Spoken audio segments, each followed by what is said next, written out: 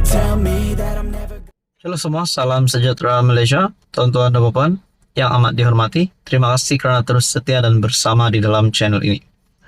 Baru-baru ini kita dikejutkan dengan satu laporan polis yang dibuat oleh Parti Bersatu ataupun Pemuda Bersatu terhadap Zahid Hamidi, yaitu Timbalan Perdana Menteri hari ini, yang juga Presiden UMNO dan Pengerusi Barisan Nasional. Akhirnya, kepimpinan PAS telah membuat satu kenyataan yang mungkin memerangkap diri sendiri.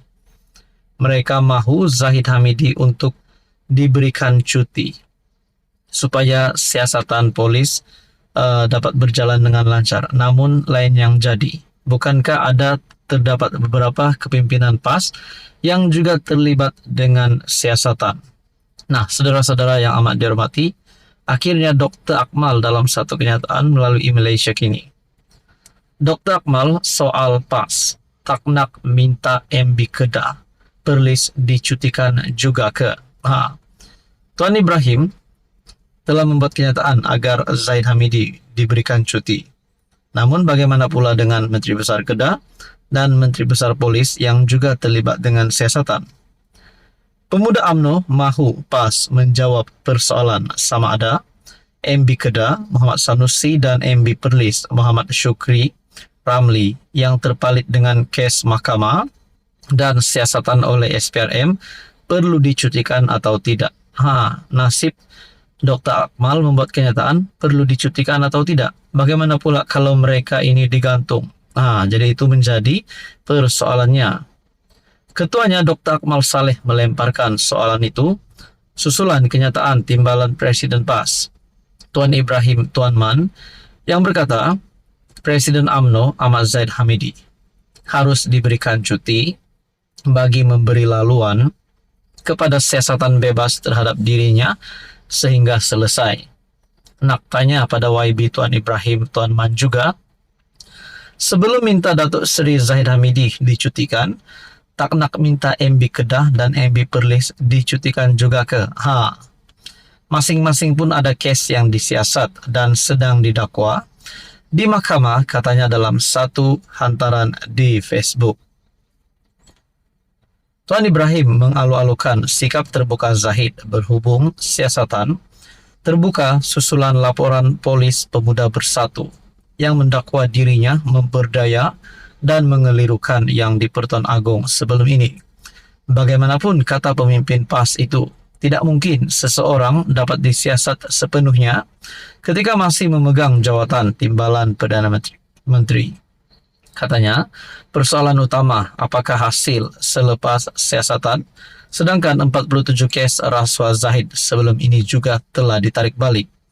Mengulas lanjut, Akmal mempertikaikan desakan PAS yang mahu pemimpin kerajaan direhatkan, tetapi tidak kepada pemimpinnya yang juga dalam keadaan yang sama. Berkaitan dengan ini, saya pun nak tanyalah, adakah dengan ini Muhyiddin Yassin, termasuk Sanusi, Menteri Besar Perlis, dan juga Zahid Hamidi ataupun siapapun juga ahli-ahli politik, pemimpin-pemimpin politik yang mempunyai jawatan tinggi, tidak kira dalam kerajaan maupun pembangkang, perlu direhatkan ataupun mungkin perlu digantung.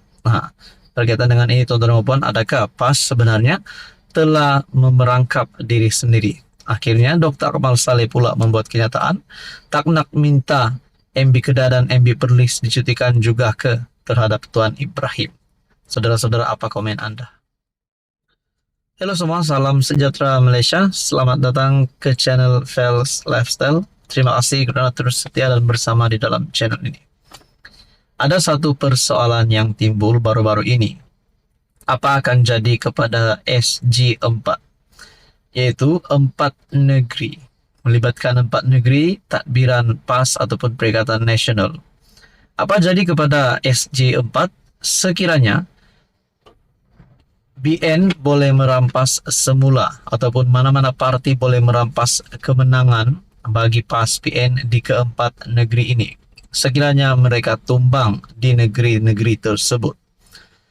Dalam satu kenyataan melalui Malaysia Kini bertarikh 3 September, Apa jadi SG4 jika PAS tumbang di Kedah, Terengganu, Perlis?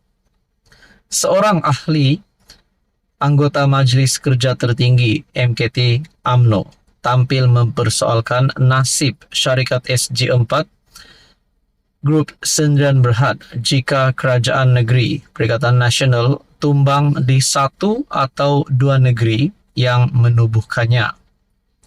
Menurut Muhammad Fuad Zarkashi, perkara itu tidak mustahil dan mendakwa. Langkah itu bukan untuk membantu mana-mana negeri, tetapi hanya bermotifkan politik. Menurut Pak Zarkashi melalui Facebook, 4 negeri kongsi satu syarikat SG4, Sanusi oke ke? Apa akan jadi kepada syarikat SG4 jika satu atau dua kerajaan negeri PN bertukar tangan? Terengganu, Kedah dan Perlis bukan mustahil dirampas semula oleh Barisan Nasional. Akan timbul banyak masalah baik dari segi pekerja, aset, saham dan lembaga pengarah. Adakah dengan ini, PAS ataupun kepimpinan Perikatan Nasional tiba-tiba akan terbuka fikiran mereka untuk membubarkan SG4? Makna kata Tun Dr. Mahathir sebagai penasihat SG4 mungkin akan dipecat, digugurkan. Semua ini tidak mustahil untuk berlaku. Apa akan jadi kepada syarikat SG4 jika satu atau dua kerajaan negeri PN bertukar tangan?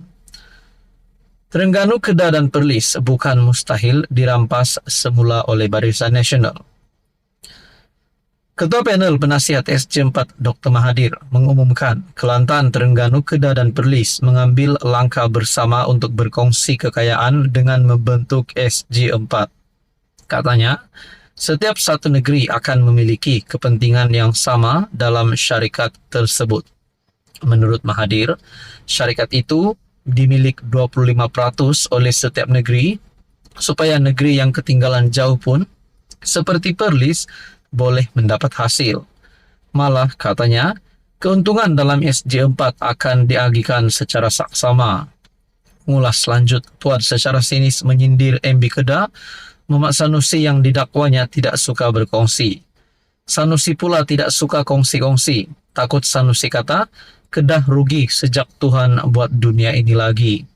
Justru penubuhan syarikat SG4 ini bermotif politik bukan perniagaan. Apalagi penasihatnya adalah Tun Mahathir, katanya.